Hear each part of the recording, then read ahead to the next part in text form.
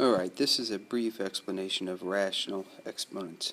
Exponents that are fractions. Okay, and the first thing I've done is written down how the notation works. Okay, so here I've got the nth root of a, my radicand, to the m power. That is equivalent to a raised to the m over n power. So this has lots of implications for how we can notate and write different things. For example, the square root of 3, for example, that's a radical, but this is a square root, so there's a 2 there, and it's 3 to the first power. So this is equivalent to 3 to the 1/2 power. Or let's do something we can take the square root of.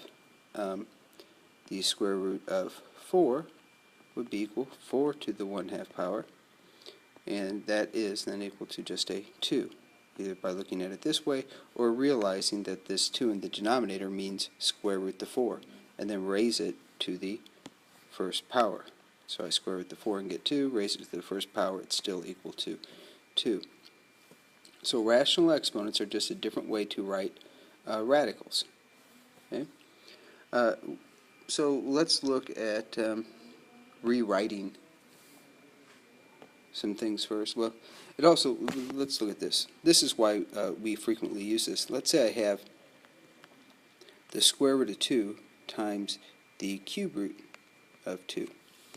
Now we learned that in order to multiply two radicals, they've got to have the same index.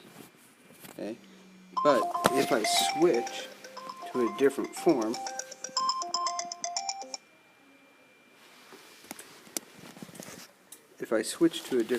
the exponential form, I can rewrite this first root 2 as 2 to the half. I can write the cube root of 2 as 2 to the 1/3. Notice index is 3, so that's now my denominator on my exponent.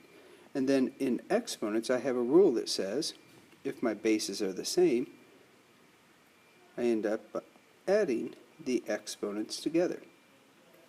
Of course, these are fractions, so we're going to have to get a common denominator.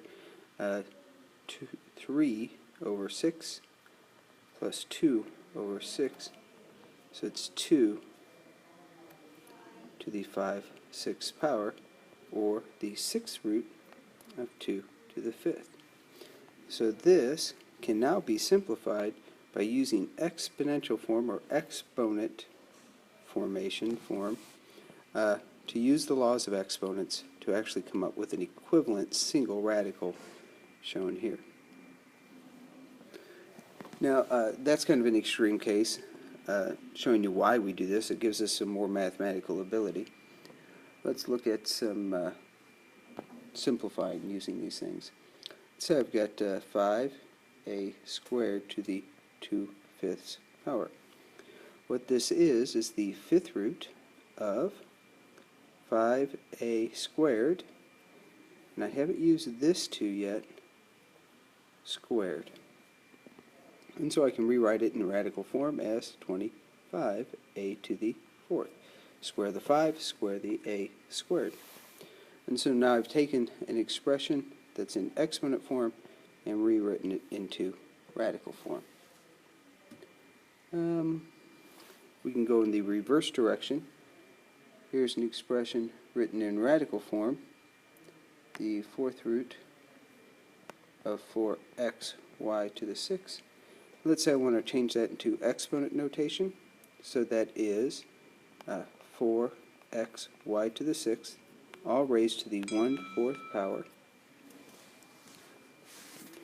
And then I can distribute that essentially. Each thing gets raised to the 1/4.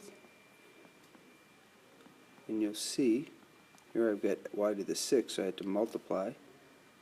Then I can actually simplify exponents because they do work just like fractions. And so now I've rewritten it into what we call exponential